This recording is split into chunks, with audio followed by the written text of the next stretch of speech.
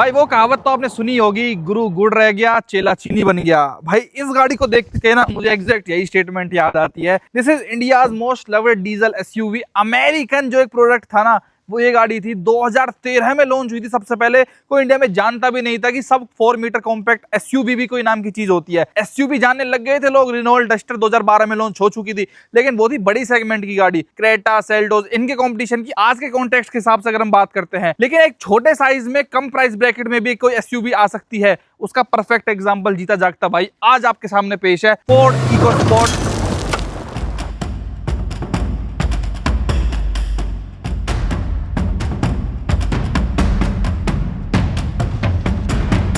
इस गाड़ी को देख के ना बड़ा दर्द सा आता है भाई। आज जिस सेगमेंट में इंडिया में सबसे ज्यादा गाड़ी फॉल करती है ना, जिस सेगमेंट की रचना ही इसने करी, वही गाड़ी आज इंडिया छोड़ के जा चुकी है। फोर्ड इकोस्पोर्ट इंडिया में अभी फिलहाल में नहीं बिकती है, ये बच्चे को बताए। 2021 सितंबर में जब हमारा बर्थडे था भाई, जब हम 21 साल के हुए, तब अपने को न्यूज सुनने को मिली थी कि भैया फोर्ड ने टाटा बाय बाय कर दिया है और इकोस्पोर्ट हो, एंडेवर हो, बड़े सस्ते दामों पे बिकी थी। कहने का मतलब ये है 2012 में जब डस्टर आई थी नई नई एसयूवी की एकदम नए बजट में रचना हुई, तब जब उसने 1 साल के अंदर अंदर डस्टर ने 40,000 यूनिट बेच दी ना, तब इंडियंस को भर गया, मैन्युफैक्चरर्स को भर गया कि भैया इंडिया में एसयूवी मार्केट की पकड़ बढ़िया है और आने वाले टाइम में यही चलेगा।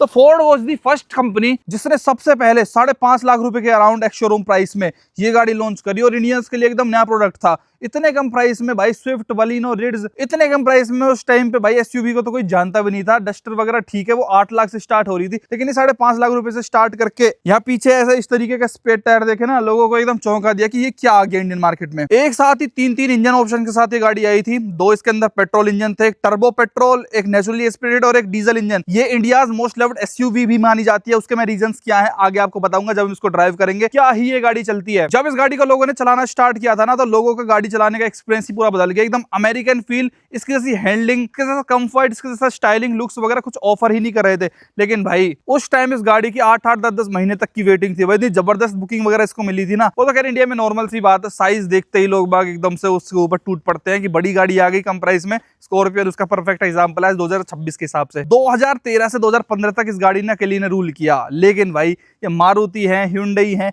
ये ऐसी कार ब्रांड्स है ना, ये जो भी सेगमेंट देख लेते हैं ना उसके पीछे पागल हो जाते हैं और एक ऐसी गाड़ी ले आते हैं भाई वो सबको बीट कर देती है। 2015-16 के राउंड में मारुति ब्रेजा लॉन्च करती है अपनी, और उसके बाद तो भाई इस गाड़ी से थोड़ा सा लोगों को कम प्रेम होने लग जाता है। रीजन बीइंग क्योंकि मारुति जब कोई भी गाड़ी लॉन्च करते किसी सेगमेंट में, तो लोगों की विचारधारा बन जाती है कि yes Maruti is the best. और उसके अंदर 1.3 लीटर का DDI इंजन उन्होंने लॉन्च करा था। स्टिल वो गाड़ी छोटे इंजन के साथ ज्यादा माइलेज देती थी, तो लोगों ने उसको ज्यादा परचेज करना स्टार्ट करा। लेकिन जो एंथुसियास्ट थे, जो फन टू ड्राइव गाड़ी ढूंढ रहे थे, जिनको क्वालिटी चाहिए थी over service network brand name, उन्होंने स्टिल भाई फोर्ड एंडेवर को ही खरीदना चालू रखा। और 2017 में इसी चीज को देखते हुए फोर्ड ने इसका एक मेजर फेसलिफ्ट भी निकाला, जो आज आपके सामने खड़ा हुआ है। लेकिन आज अपने पास जो ये गाड़ी है ना भाई, ये इसका 2017 फेसलिफ्ट के बाद भी जो टाइटेनियम एस करके आया था एक स्पोर्टियर वर्जन, वो हमने पास डीजल मैनुअल के अंदर खड़ा हुआ है भाई। This is one of the best variant. जिनको भी ऐसे था ना fun to drive, top of the line चाहिए, फोर्ड से अंदर लेवल का प्यार था, वो इस गाड़ी को जाके परचेज करते थे। इसके अंदर नए अलॉय व्हील्स उन्होंने डाले थे, थोड़े से सस्पेंशन वगैरह ट्यूनिंग इसके अंदर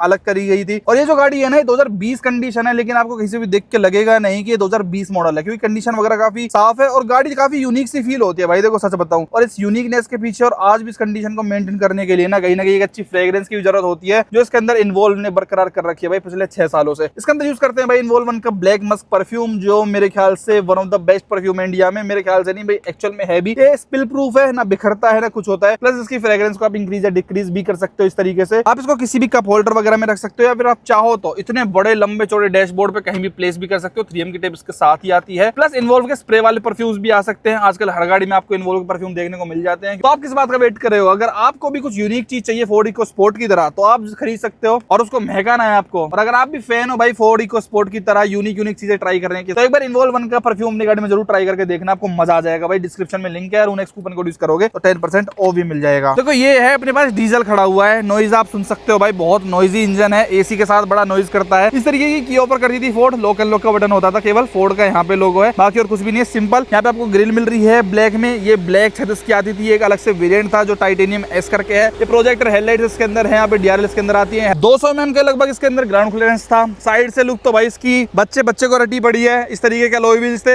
पहली बार 16 इंच के भाई सेगमेंट में अलॉय व्हील्स आते थे। लोग बाग देख के उस टाइम पे मंदे टाइम में एकदम पागल हो गए कि वाओ 16 इंचेस व्हील्स, यार बहुत नॉइजी इंजन है यार। इसके पास जाते थे ना गाड़ी के अंदर, वो वाले फीचर्स थे, अपने आप गाड़ी अनलॉक हो जाती थी, हाथ डालो अपने आप अनलॉक हो जाएगी। अच्छा लगता था ये फीचर। प्लस यहाँ से डीजल भरवा सकते थे, पेट्रोल डीजल सबका ऑप्शन इसके अंदर था। फोर्ड इकोस्पोर्ट इस तरीके की बैजिंग है, ये अपना स्पेड टायर आगे पीछे की तरफ, यहाँ पे स्टपनी टाइटेनियम एस की बैजिंग, TDCI जो इनकी डीजल टेक्नोलॉजी थी वो यहाँ पे लिखा गया है। नंबर प्लेट यहाँ पे नीचे आती थी, कैमरा वगैरह सब कुछ है। मेन गाड़ी का इंटीरियर मैं आपको दिखाता हूँ, रूफ रेल्स वगैरह से गाड़ी एकदम प्रॉपर SUV वाली फील देती थी। और सबसे तगड़ी जो मेरे को चीज लगती है भाई इसकी बिल्ड क्वालिटी, ब्रेजा तो इसके आर पार धोरे तक भी नहीं है। आप देखो कैसे इसके ऊपर चढ़ जाओ, खड़े हो जाओ, यहाँ पे देख लो आप, हर जगह आपको बहुत ही सॉलिड बिल्ड क्वालिटी देखने को मिलती है। स्पीकर्स वगैरह ऐसे कोई ब्रांडेड नहीं थे, लेकिन अच्छे स्पीकर्स आपको इस गाड़ी के अंदर मिल जाते हैं। और इनके कंट्रोल वगैरह सब कुछ अच्छा था। एक स्पेशल वेरिएंट था trendy S sport, top of the line variant, तो इसके अंदर थोड़ा सा अलग तरीके का इंटीरियर था। और ये थी भाई इसकी ओवरऑल इंटीरियर की लुक्स।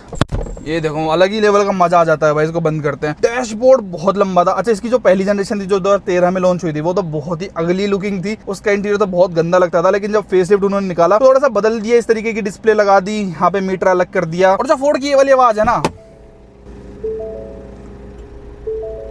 इसको लोग इतना प्यार करते हैं ना। इवन मेरे पास भी एंडेवर है फिलहाल में भाई, इसकी आवाज के पीछे तो पागल है। मतलब ये जो साउंड अलर्ट्स होते हैं ना हर गाड़ी में इरिटेट करते हैं, टू टू टू टू टू ऐसे करके, लेकिन इस गाड़ी के अंदर इतनी प्यारी आवाज आती है, पता चल जाता है कि आप फोर्ड की गाड़ी में बैठे हुए। बहुत प्यारी प्यारी सी मीठी सी आवाज है। 1,04,000 किलोमीटर गाड़ी ऑलरेडी चल रखी है। चला के देखेंगे कि आज कैसी कंडीशन में गाड़ी 6 साल बाद कैसी चलती है। ये स्क्रीन आती है इसके अंदर, जहाँ पे एम्बिएंट लाइट, एप्पल कारप्ले वगैरह सारे फीचर इन्होंने डाल दिए थे। डैशबोर्ड बहुत बढ़िया, फिट एंड फिनिश आपको बहुत अच्छी मिलेगी, पूरी हार्ड प्लास्टिक है। यहाँ पे भी एक स्पीकर आपको मिल जाता है। ऑटोमेटिक एसी है। 2018 में पहली बार इन्होंने इलेक्ट्रिक सनरूफ लॉन्च करी थी अपनी किसी फोर्ड इकोस्पोर्ट में, तो ये उसी का पार्ट है भाई। यहाँ पे सनग्लास होल्डर भी इसके अंदर आपको मिल जाता है। ये लाइट्स हो गई इस तरीके की हेलोजन, और यहाँ पे कोई भी मिरर नहीं है। यहाँ पे एक मिरर जरूर से मिल जाता है, लेकिन लाइट अपने आप नहीं जलती, आपको जलानी पड़ती है। इस तरीके से हेलोजन लाइट्स है। ये थोड़ा सा रूफ जो है ना, ये थोड़ा सा ऐसे ही है, ऊपर की तरफ ऐसे दबता है। मेन स्पेस वगैरह भी ठीक था भाई, अपना अंडर हाई सपोर्ट वगैरह भी ठीक है। ये हेडरूम वगैरह भी ओके। अगर मेरे से थोड़ा भी बंदा एक्स्ट्रा होगा, 6'2" होगा, तो उसका सर जरूर से टच होगा भाई इसके अंदर। लेकिन ये ना स्पेस और फीचर्स लुक्स के लिए नहीं थी भाई गाड़ी मेरे ख्याल से।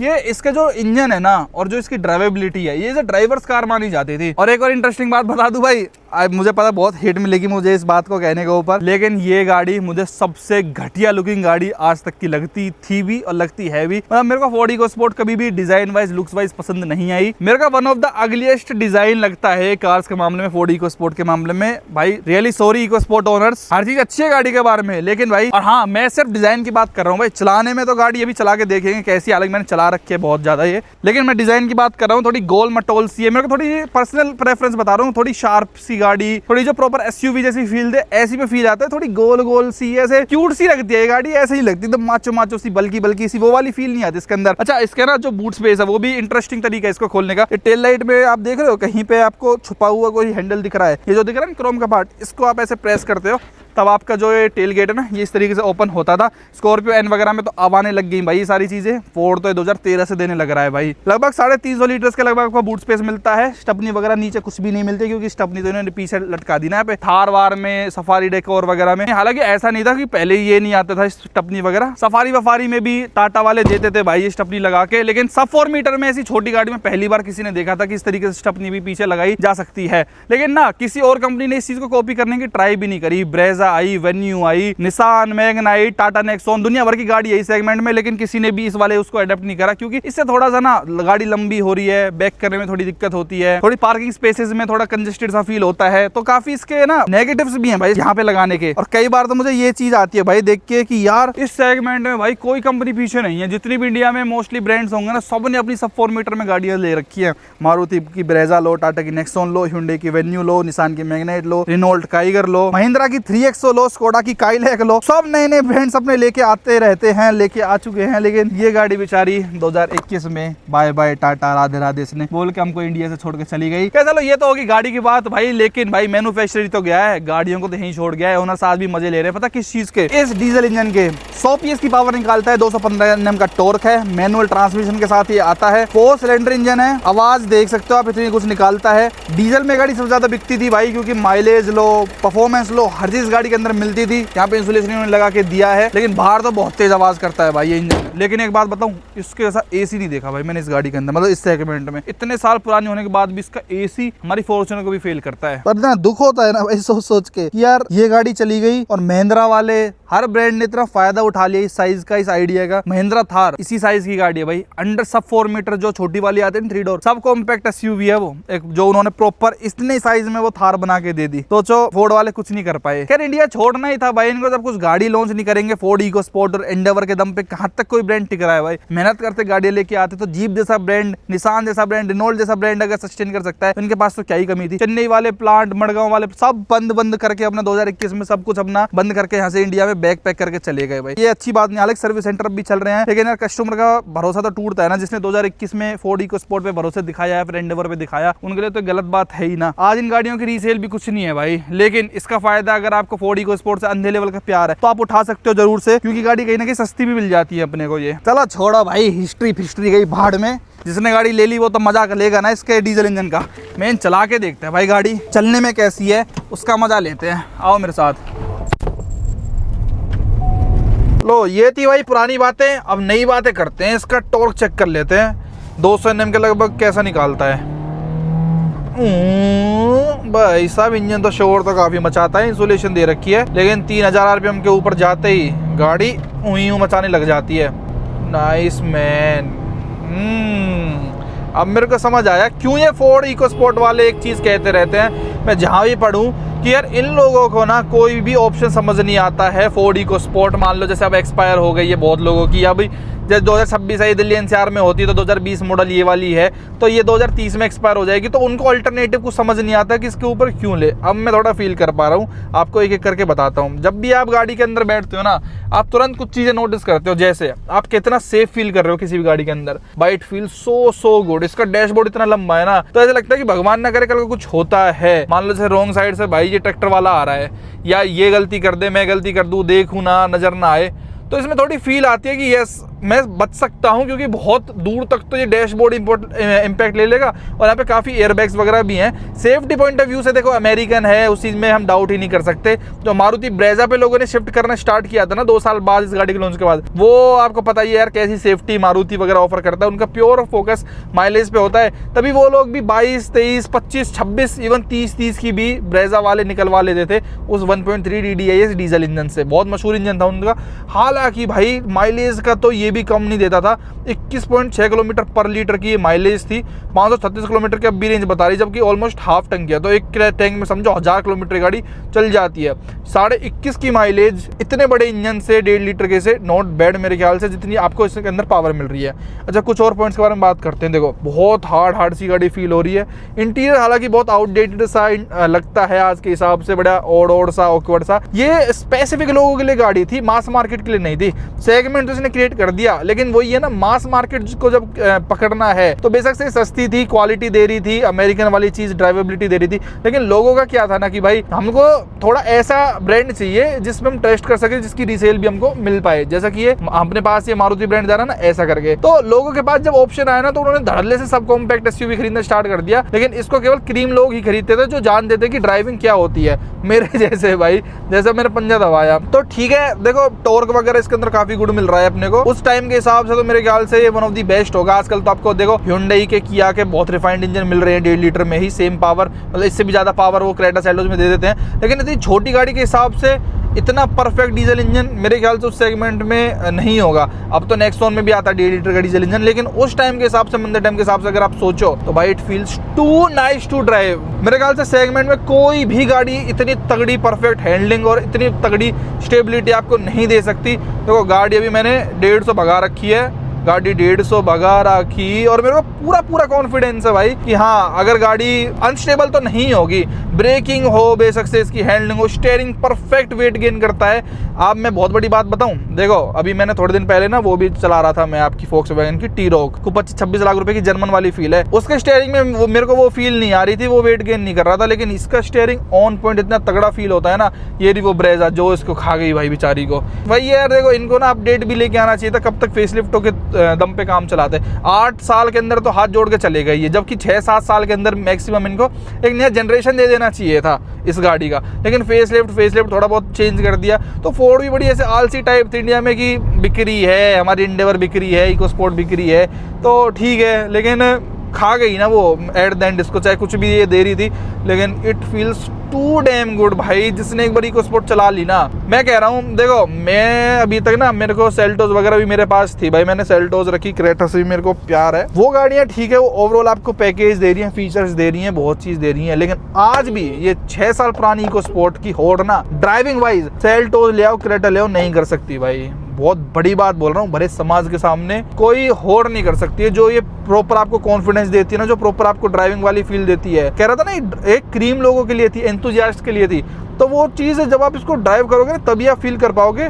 ऐसे नॉर्मल घर बैठे बैठे आप फील नहीं कर सकते। और गाड़ी के अंदर 5 ही गेयर हैं, तो 6 गेयर भी नहीं है भाई इसके अंदर की। यार 6 गेयर तो एटलीस्ट होने चाहिए थे यार, 6 होते तो ज़्यादा और मज़ा आता। लेकिन कार फैंटेस्टिक ड्राइविंग, मैं आज बहुत साल बाद चला रहा हूँ उसको, मैंने 4-5 साल पहले इको स्पोर्ट चलाई थी, लेकिन आज चला रहा हूँ ना तो याद ताज़ा हो गई कि यार वो क्रेटा सेल्टोस इसके तो कहीं दूर दूर तक भी नहीं है। अगर फोर्ड इंडिया में आज होती ना और सीरियस होती, और ये एक इनके क्रेटा सेल्टोस इस जो ये मिड साइज एसयूवी सेगमेंट में इसमें कोई गाड़ी लेके आती है, इको स्पोर्ट को जनरेशन चेंज कर देती, कोई हाथ देने वाला नहीं था अगर ये अच्छे प्राइस पे गाड़ी बेचते। आज अगर फोर्ड इको स्पोर्ट किसी को चेंज करनी है ना, अपनी रिप्लेस करनी है, तो उनको एक ही ऑप्शन मेरे ख्याल से समझ आ सकता है, वो जीप की कंपास, अमेरिकन टू अमेरिकन अगर आपको शिफ्ट करेगा। नहीं, इसके जैसी फील ड्राइवेबिलिटी मेरे ख्याल से उसी गाड़ी के अंदर मैच कर सकती है। नहीं तो ये गाड़ी बेशक से उस टाइम 15-16-17 लाख की होगी में भी, लेकिन आज भी 15-16 लाख रुपए में ना आपको इस तरीके की ड्राइविंग फील किसी गाड़ी में नहीं मिल सकती। हाँ, कुशेक हो, थोड़ी सी जर्मन आपको वो टाइगून नई वाली आई है, वो थोड़े से मे भी मैच कर लें, लेकिन मेरे ख्याल से भाई this one was the best. Qualities देखो आप, यहाँ पे क्वालिटी देखो भाई, हर चीज़ की आपको ऐसे रफ एंड टफ फील होती है। इसकी मेंटेनेंस भी ठीक थी भाई, पार्ट्स वगैरह भी इजीली मिल जाते थे। पूरी गाड़ी इंडिया में बन रही थी, ज़्यादा ऐसे कोई महंगी भी इसका कोई सिस्टम नहीं था। पर पता नहीं क्या होंदे दिन आए यार, लोगों ने तो एंड तक खरीदी थी इको स्पोर्ट।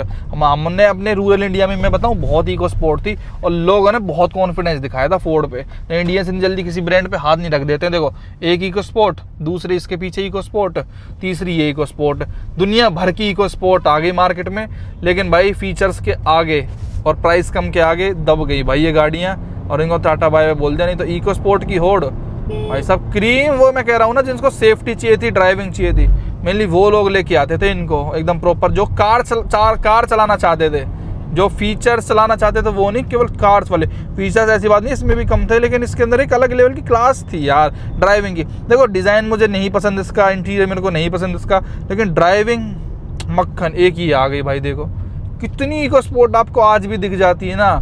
और देखो, प्रैक्टिकलिटी भी बहुत दे रखी थी इसके अंदर, जैसे फ़ोन वगैरह को पैसेंजर को रखना है तो यहाँ पे उसकी स्टोरेज दे रखी थी, इधर दे रखी है, ये 5 गिरदों का फोल्डर, 3 इवन आप छोटा एक बीच में भी रख सकते हो। और असली पिकअप ये बनाती है ना जो 2000 RPM के बाद ही उठती है गाड़ी, और जब उठती है तो चाहे शार्प एकदम टर्न्स हो, कॉर्निंग आपको करनी हो, कटकुट मारने हो, तो भाई बढ़िया मज़ा दे दी थी ये। देखो रेड लाइन जाती है ये आपका प्रॉपर 5000 तक, 5 पे आके दम तोड़ दिया गाड़ी ने। अब मांग रहे तीसरा गियर, मतलब ये लगा लो दूसरे गियर पे 90 चढ़ जाती थी गाड़ी, और ये तीसरे गियर में, अब तीसरा गियर लगाते ही फिर पिकअप पकड़ा इसने और उड़ गई गाड़ी, और ये पहुंच गई आपकी बोला 120 प्लस।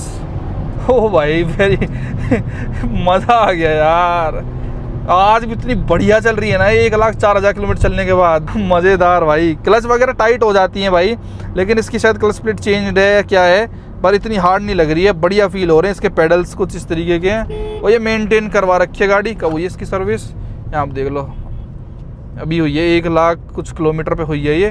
तो इसीलिए अगर टाइम टू टाइम सर्विस करवाओ तो भाई फिर गाड़ी में कोई दिक्कत नहीं आती है। बहुत अच्छी चल रही है भाई, बहुत बढ़िया, एक नंबर। इन गाड़ियों का भैया फोर्ड है, कितना ही चलाया जाओ इनको, ये टोयोटा रहा, फोर्ड रहा, ये बोलती नहीं है गाड़ियाँ, बस इनको एक अच्छी मेंटेनेंस की जरूरत है। डेट्स इट, जो इस गाड़ी को मिली है तो वो चीज़ आज अपने को फील भी हो रही है। वो जो है ना उस टाइम के हिसाब से ना, इस गाड़ी का सब कॉम्पैक्ट एसयूवी में कोई होड़ ही नहीं है, कोई बराबरी नहीं कर सकती भाई। चाहे ब्रेजा ले आओ, चाहे नेक्सॉन ले आओ, जिसमें भी डीजल, आजकल तो हालांकि डीजल बहुत कम गाड़ियों में आ रहे हैं, मेरे ख्याल से वेन्यू ऑफर कर रही है और एक सोनेट ऑफर कर रही है, किया सोनेट भी आ गई हालांकि, बट ये बड़ी लगती थी उन सब गाड़ियों से, एक ये उन ऊपर वाले सेगमेंट की लगती थी। मतलब ये जो स्माइल है ना, वो कोई गाड़ी चलाने के बाद ही मिलती है भाई, जो कि मेरे को इसमें मिल रही है। मैं hardcore diesel lover and now I know why it is the most loved SUV, sub compact SUV in India. Endeavour है आई हैव, लेकिन एंडेवर से कोई छोटा ऑप्शन देखो ना, ड्राइवेबिलिटी के हिसाब से, पावर के हिसाब से। Daily driver, wow man, what a pickup, what a boost, what a confidence it gives to the driver. एक जो मुझे सिटी में ड्राइव करने में इस गाड़ी को दिक्कत आ रही है ना सबसे बड़ी, वो यार ये है, इसके ए पिलर कितने थिक है यार। हालांकि इन्होंने देखो बीच में ये दिया है जिससे थोड़ा सा हो रहा है, लेकिन भाई ऐसे इधर इतना ज्यादा ब्लाइंड स्पॉट क्रिएट हो रहा है ना, इधर का तो कुछ दिखता ही नहीं है। मान लो यहाँ से साइड से कोई एकदम स्कूटी लेके आए और मेरी गाड़ी इस पोजीशन पे है तो मुझे दिखेगा ही नहीं भाई, एक्सीडेंट के चांसेस बढ़ जाएंगे। उधर वाला आप देख लो कितना थिक ए पिलर है, मतलब इस वाले पोर्शन की क्या ही जरूरत थी भाई। वही ना, डैशबोर्ड बहुत लंबा है तो ये थोड़ा बहुत थिक दे रखे हैं यार, इतना ज्यादा ब्लाइंड स्पॉट क्रिएट होगा तो थोड़ी दिक्कत ही लगेगी मुझे तो पर्सनली, ये कमी तो मेरे को लग रही है ड्राइवर। और कैमरा बहुत सही है भाई गाड़ी का, देखो क्वालिटी इतनी अच्छी नहीं है लेकिन ऐसे स्मूथ है, लैग फ्री एकदम से, वो एकदम बढ़िया, कितनी हाई स्पीड पे चलाओगे ना तो बढ़िया दिखाता है, और गाइडलाइंस के साथ प्रॉपर है, बढ़िया मस्त भाई गाड़ी ड्राइव करने में। बात करता हूँ, अगर सेकंड हैंड में मिलती है ना अच्छे प्राइस में, अब देखो रीसेल नहीं है इतनी खास इसकी, तो आप इसको अगर एज ड्राइवर्स कार चलाओगे तो मजा आ जाएगा। लेकिन ये कंडीशन और इंजन वगैरह बढ़िया रहे तो बढ़िया, अगर इंजन अच्छा नहीं मिला और अगर पार्ट्स में थोड़ी दिक्कत लगी तो भाई फिर वही है, देखो फोर्ड जा चुकी है तो महंगे पार्ट्स इसके मिलेंगे। ये एक दिक्कत लगती थी लोगों को कि ब्रांड समझ नहीं आता था, तो लोग इस वजह से इसको नहीं परचेस करते थे। बाकी भाई गाड़ी अल्ट्रा प्रो मैक्स मजा है भाई, नेक्स्ट लेवल। आई रिग्रेट गई यार ये फोर्ड, आज होती तो अलग ही लेवल मजा आता। बाकी आप बताना भैया आपके क्या विचार है फोर्ड इको स्पोर्ट के बारे में। वीडियो देखने के लिए आपका बहुत बहुत धन्यवाद, थैंक यू सो मच।